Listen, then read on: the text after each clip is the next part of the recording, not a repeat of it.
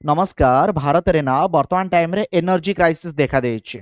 आपण माने जदि देखिबे ए जो ईरान यूएसए इस्राएल वार चली आम देश रे तेल और गैस उपरे एहा बहुत बड़ प्रभाव पकेइछि। गैस समस्या सबुठारु उत्कट। ठीक भाबरे हमको गैस मिली पारु नाही। गैस एजेंसी बाहरे लोक माने लंबा लाइन रे ठिया हिचंती। रिफिल बुकिंग कला परे भी गैस मिलु नाही। आ आपण माने एक कथा मध्ये सुनुथिबे आगामी दिन रे तेल रेट बढ़ी जीव।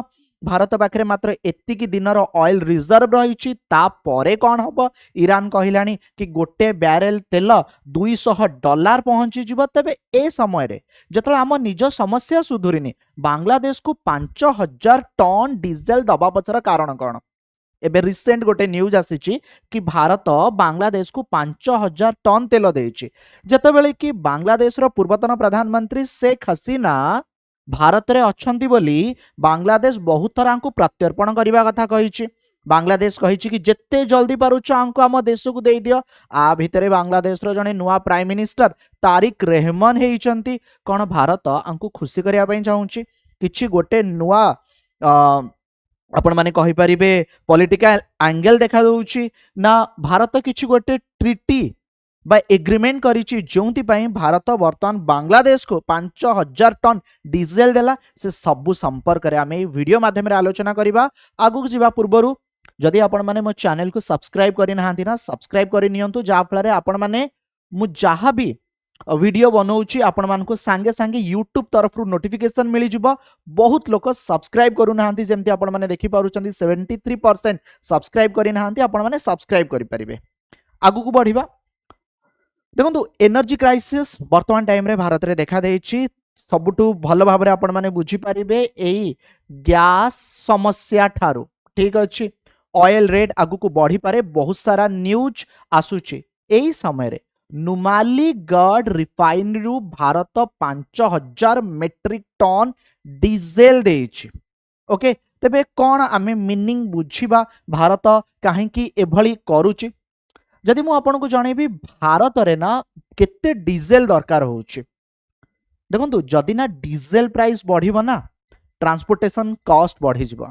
आमे जो दैनंदिन जीवन रे आलू पियाज ठीक अछि रिफाइन हो सोरिष तेल हो माने अटा चीनी गहम आपण जहाँ भी व्यवहार करूचंदी ना तार रेट भी बढ़ी जिवो। काहेकि ट्रक रे जदि ए सबु जिनस आसुची से मानकु जदि तेल बाबद रे अधिक टंका दबा को पड़िबो ठीक अछि तबे आर रेट भी बढ़िबो। तनु डीजेल जदि आपण माने देखिबे ना मैक्सिमम ट्रक चालुची डीजेल जरिया रे। ओके जते सब मालवाही गाड़ी ना ए डीजेल जरिया रे चले। मु आपण को 2024-25 कथा कहूची इंडिया यूज करिची around 9.1 crore ton of diesel जहा कि लार्जेस्ट पेट्रोलियम प्रोडक्ट जदि आपण माने देखिबे इंडिया रे एनर्जी बास्केट रे ट्रांसपोर्ट सेक्टर एटा बेसी निर्भर करूची डीजेल को नेकी। Alone use about 2/3 of this fuel mainly moving goods on highway जोटा कि हाईवे रे फ्रेंड्स आपण माने देखुचंदी जो हिसाब रे हमर ए गाड़ी सबु चालुची। तेबे वर्तमान टाइम रे भारत बांग्लादेश को जतले निज समस्या सुधुरिनी 5000 टन डीजेल देला काहेकि। अच्छा बांग्लादेश रे कौन समस्या देखा देछि आगे सेटा जानि नियंतु। बांग्लादेश ना बेसी डिपेंड करूची तार ट्रांसपोर्ट सेक्टर रे जदि देखिबे डीजेल सबु देश विशेष करी भारत बांग्लादेश आखपाख देश जोंटी कि पेट्रोलियम प्रोडक्ट बेसी व्यवहार करा जाउ अछि। जतबेले ना ग्लोबल सप्लाईज डिसरप्टेड हे सारी छि कंट्री ऊपर भी इंपैक्ट पड़ी छि। ये कौन करे ना तार 95% पेट्रोलियम तांकर जो state owned Bangladesh petroleum corporation अछि बीपीसी ताठरु पाए। बर्तन तांको पाखरे भी एहा ठीक से अवेलेबल हेई नाही। आउ बांग्लादेश भारत भीतर गोटे ट्रिटी अछि से ट्रिटी मु आपन को जणेबी इंडिया ना प्रति वर्ष जदि आपण माने देखिबे एनुअली 1.8 लाख टन डीजेल देई थाए। ठीक अछि आ रिसेंटली आमे 5000 टन हमर जो गोटे वर्ष रे कोटा अछि आमे एतिकी दबु। बर्तन आमे 5000 टन पठेइछु। ए 5000 टन आमे पठेइछु केउठारु ना नुमालीगढ़ रिफाइनरी। ठीक अच्छे नुमालीगढ़ रिफाइनरी जोटा अच्छी सेठू जदि आपण देखिबे बांग्लादेश रो जो जगह अच्छी मु आपन को जनइबी तार ना हूँ पार्वतीपुर पाखापाखि 131 किलोमीटर से जगह को पठा जाई अछि। सो the diesel comes from Numaligarh refinery just a few hundred kilometer from the border। Etah India Bangladesh border पाखरे रही जहाँ की ट्रांसपोर्ट इजियर होउची आउ चीपर हे परुची। अच्छा ये जो फ्यूएल आमे पठेइचु जदि मु आपन को जनइबी ये जो नुमालीगढ़ रिफाइनरी एटा अच्छी कोठी एटा वर्तमान टाइम रे आपन माने कोठी देखिया पाइबे ना आसाम रे देखिबा को पाइबे। आमर बांग्लादेश सहित गोटे ट्रिटी अच्छी जहाँ को इंडिया बांग्लादेश फ्रेंडशिप पाइपलाइन कहुच्छी जहाँकि 2023 रु ऑपरेशनल होती।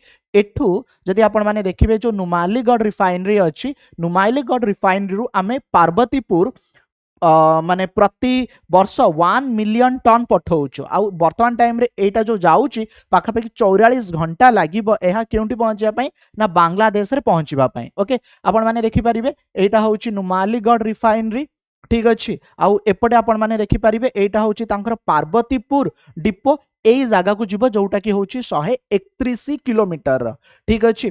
तेबे 130-31 किलोमीटर ए जो रास्ता अच्छी एटा सिलीगुड़ी इन वेस्ट बेंगल टू पार्वतीपुर बांग्लादेश सहित यह कनेक्ट करिबो।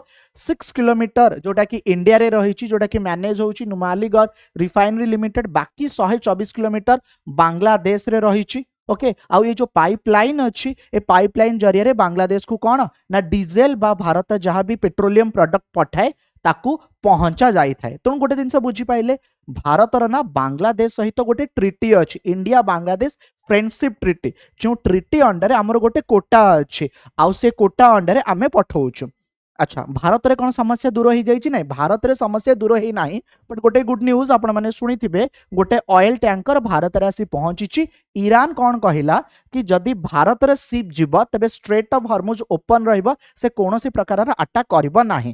देखंतु वर्तमान टाइम रे जो समस्या देखा देइछ एटा गैस रो समस्या बेसी अछि ऑयल रो समस्या एते हबो नाही काहे कि ना भारत पाके किछि दिन रो रिजर्व रहिछि। वर्तमान टाइम रे हमकु 30 डेज रे गोटे वेवर पीरियड मिली जाइछि आमे रशिया ठारू तेल आणुछु। तणु वर्तमान टाइम रे आपण जदि देखिबे किछि दिन भितर रशिया ठारू तेल आसी जिवो। बांग्लादेश रे जी प्राइम मिनिस्टर पूर्वर थिले शेख हसीना से आउ नाहंती प्रधानमंत्री पदरे बर्तमान तारिक रहमान अछंती। भारत चाहिबो बांग्लादेश सहित संपर्क सुधुरी जाऊ कहीं ना वार तो बंद हो जिवो आउ किछ दिन परे से सिचुएशन ठीक हो जिवो किंतु बांग्लादेश जी की आमर बहुत माने लंबा समय गोटे भल फ्रेंड होकी रही बांग्लादेश को भारत सृष्टि करिछि बांग्लादेश को क्रिएट करिछि भारत। तो भारत बांग्लादेश सहित संपर्क खराब करने पे केबे चाहे ना तेणु नुआ प्रधानमंत्री सह नुआ संपर्क क्रिएट हो गोटे नुआ संपर्क भल हो सेटा भारत चाहूँगी। ए सबको जदि आपने देखिए भारत बांग्लादेश को 5000 टन डीजेल पठेइछि। वीडियो पसंद आसथिले अन्य मानकु शेयर माध्यम रे निश्चिंत जणाइबे। धन्यवाद।